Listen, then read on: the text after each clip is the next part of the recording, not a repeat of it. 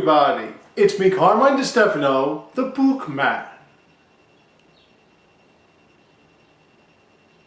And now that I've seen X-Men Apocalypse, I have my opinions of this movie. Now, I just want everyone to know, I have been saying it, and I continue to repeat it. I have seen pretty much every single X-Men movie, with the exception of two, if you count the Wolverine movies, in the movie theater.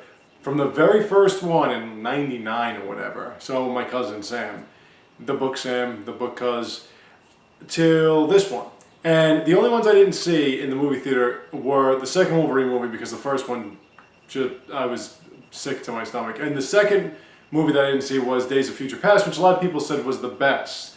I have seen Days of Future Past, and I've watched a lot of the second Wolverine, although a lot of it I find to be idiotic, so I don't really watch it.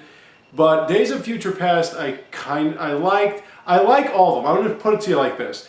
All the Marvel movies that I've seen, it seems the Avengers ones, like the ones in the Avengers canon, you know, the Iron Mans, the Thors, the Captain Americas and everything, they kind of do one of these. You know, from Iron Man, the last two Captain Americas, especially the last Captain America, the first Thor, I think they are, you know, in Avengers 1 and second Avengers, Age of Ultron, I think those are like really, really good movies. And the second Iron Man, third Iron Man, second Thor, first Captain America, I thought were like, whatever, you know, I didn't really, and the Hulk, Incredible Hulk was just awful. But whatever the case, that's what I felt anyway. I mean, it was a bad movie technically, but I just didn't like it, whether or not people did. The original Hulk movie, the first one, I get it, they made his father into Absorbing Man, but it was still actually the comic Hulk, and much better in terms of its writing and its construction and everything was just much better than, but whatever, I'm not going to get into that. Anyway, so with the X-Men movies, they're kind of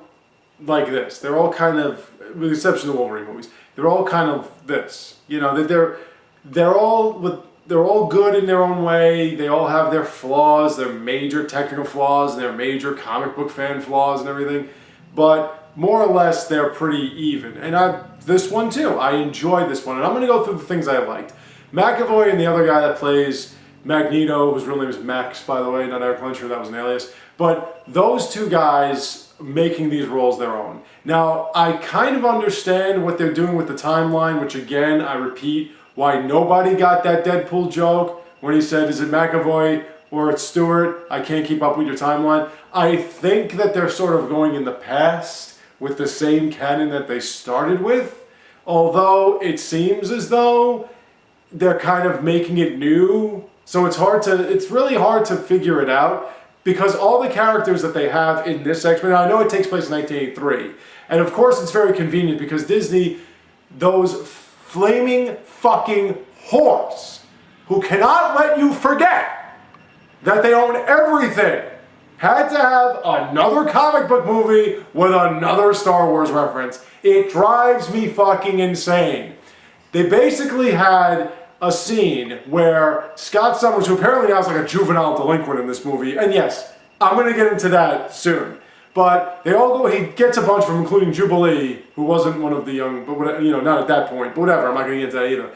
He takes them all out to the movie theater, and what do they see? Return of the Jedi, it's 1983. So of course they have to start talking about how it was good, but the second one was better, Empire Strikes Back and everything, and I'm clenching the armrest because I'm waiting for the prequel diss. I'm just waiting for it.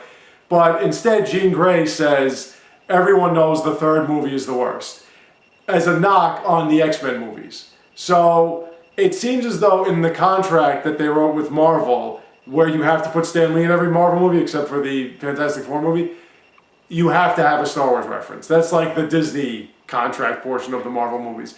But whatever the case, aside from that, I enjoyed it. Those two guys are great, and I enjoyed most of the characters and how they were portrayed and everything like that. And the fucking Quicksilver scenes in this movie are epic. They're fucking amazing. I was laughing my ass off. I'm not going to give you any spoilers. I'm just going to say dog eating pizza, okay? That's all I'm going to say. Fucking awesome. Even though that's not really Quicksilver's character, still fucking awesome.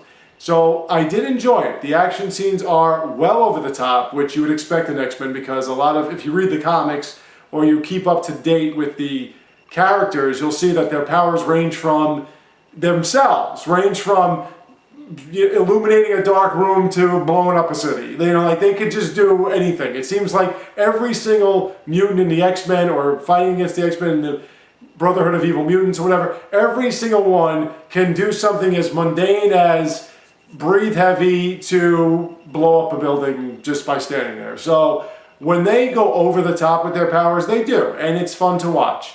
Upon saying that, the things I didn't like about this movie, not as a comic book fan, just in general, was the main villain. The movie was based on Apocalypse, and I've never seen somebody do so much and do so little. Apocalypse didn't really do anything, really. And you didn't really see his four horsemen in action much, because they were focusing on other things. And one of the things they were focusing on, which again I'm going to get into as fast as I can, as fast as you can, one of the things I'm going to get into, one of the things that they focused on a lot was Mystique being a hero and somebody that these young mutants were looking up to. And that should not have been the centerpiece of a movie called X-Men Apocalypse. X-Men Apocalypse should have been, hey, there's this being called Apocalypse who you can't stop, and nobody in history could. We gotta stop him. That should have been, and although it was touched on, it didn't feel like the centerpiece of this movie. It didn't. Now I understand that you're trying to build up a new X-Men group, you're trying to get everyone to be reintroduced to these characters, even though you make Scott Summers a crying little bitch again. And by the way, the pain was in his head, not in his eyes. So the whole teary-eyed thing, no, it was here in his head. He had headaches. And he was 9, and he was one of the first to actually start the X-Men. So, yeah, and he was also Havoc's older brother, not younger brother. Just, you know, I'm just saying, I'm just mentioning these things. You don't have to, I mean, I'm sure there might have been some canon I don't know about X-Men, you know, the unfathomable X-Men, that Havoc was older and he was a teenager and he cried out of his eye. I'm sure there could have been something that I'm missing. I'm saying the ones I grew up with for the last 30 years, he was the older brother, he never cried much if he did at all, and the pain was in his head, not from his eyes. Just saying. But upon all that, I didn't like I said, I didn't like the fact that they didn't really focus on Apocalypse. You didn't really see him or his four horsemen. What I really didn't like as a comic book fan is how much they fucked up every fucking character. It drove me crazy. There was a good cameo in it, I have to admit, and a lot of the characters were pretty good. But what I'm saying is, they fucked up these characters so much so. Mystique, a hero, no. No, no, no, no. One of the leaders of the Brotherhood of Evil Mutants is not a fucking hero. At least they put her in clothing this time, which they never do for some strange reason, even though she's always wearing clothes unless she's being seen after fucking somebody else, because she fucks everybody. But no, she's not starting the X-Men. She's not leading the X-Men. Get off it! She's not a fucking hero! She's one of the top 100 villains in comic book history. One of the top 25 femme fatales. She's not a fucking hero. I don't care if Jennifer Lawrence is playing her. I don't care if fucking Tommy Lawrence is playing her. I don't care if Tommy Davidson's playing her. You cannot have her be a hero. That ruins her character. You can't have Apocalypse be M. Bison and Rogue. That doesn't work. It doesn't work that way. That's not Apocalypse. You can't have him trying to cleanse the world to remake it anew. He wanted to destroy everything and only let the strong survive. It might seem like the same idea, but it's not. He also convinced a group of people that he was the god of destruction, but he didn't have all of Egypt rallying to his cause as a god. He didn't have a bunch of fucking cults trying to resurrect him. No. And the best part about it is they totally fucked him up. I knew they would. He's not fucking shorter than Storm. Sorry, that's not Apocalypse. He was the most unintimidating Apocalypse I ever saw in my life. And it was brutal. What they did to Apocalypse, as a fan of Apocalypse, was brutal. It was absolutely brutal. With all the power that he showed, he didn't show his fucking powers. Brutal. And no, Storm didn't get her white hair from him. I understand. She was on Cairo when she lost her parents. I understand she was a pickpocket and a thief and everything. And I understand she worked with an underground organization for a while until Xavier saved her and all that other shit. But She was never with Apocalypse. She was never one of the Four Horsemen, and she didn't get her white hair from him. She also didn't learn about the extent of her powers from him. Psylocke never was one of the Four Horsemen. Angel was not a fucking cage fighter trying to save himself from mutant haters in Germany. That never happened, okay? He was a rich guy. He had money. Never was cage fighting that I know of. That I know of. Could have been. I'd never heard of it. And they also made him like, he had these wing claws that would cut people. I'm like, all he did was fly. He's fucking Angel. He's called Angel for a reason, because he flew and helped people. He was like Mo as the Fan Man. He wasn't cutting people up with his... where the fuck did that come from? Not that I know of, anyway. And my friend Frankie Love said to me, as long as he loses his wings in a plane or whatever, from a plane, and he gets reconstructed new wings. That's not what happened. I'm not going to tell you what happened, I'm just saying that's not what happened. So they ruined a lot of things, and I feel like when I watch these movies, when I'm sitting there in the theater and everything, I always feel like Ned Flanders, where I'm just sitting there going, yeah, they did their best, diddly diddly diddly, gotta be nice, diddly diddly diddly, and after a while I just go, I didn't think crap, can't you more do anything right? Because it's like, these things are written for you. Why is Hollywood so fucking stupid and useless that it can't just make movies based on characters that have been written and enjoyed for 50 years? I just lose my mind to that. The movie, again, was entertaining. It was fun. I enjoyed it. It's just the same as all the other X-Men movies. I enjoyed all of them in their own way. I just thought that there was so much potential to do so much more. And once again, Hollywood fucks it up by ruining everything. They just ruined everything. They didn't ruin it to the point where you can't watch. They didn't ruin it to the point where it was horrible or it was a bad movie.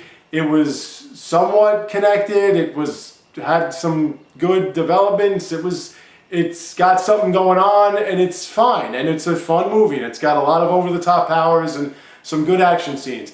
I'm just saying, when it's about Apocalypse, you should focus directly on making Apocalypse the Apocalypse from the comics.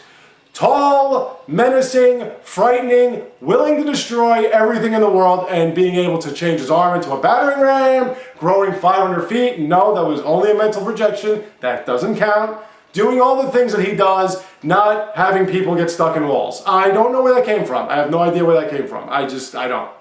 But whatever the case, would I suggest seeing it? Sure, why not? You got till August 5th for that Sinister Suicide Squad movie. Sinister 6, I was going to say. Suicide Squad movie. And that's another bag of cats. Frankie Love, that one I'm going to go see for you, and that's all. But whatever. You got nothing for a while. You might as well go see this. It's fun. You're going to have a good time. You're going to laugh at some things. You're going to enjoy some other things. Stay for the post-credit scene and all that stuff. You know the whole drill with Marvel. But if you are a comic book maniac, more so than I am, when it has to be directed from the comic book, you're going to spit on this movie. I mean, spit on it. If I didn't enjoy the people that played these parts so much, I would have been like, the whole movie, because it killed so many different great characters. But I thank you all for watching. I have more for you soon to come, so stay tuned, take care, and have a great day.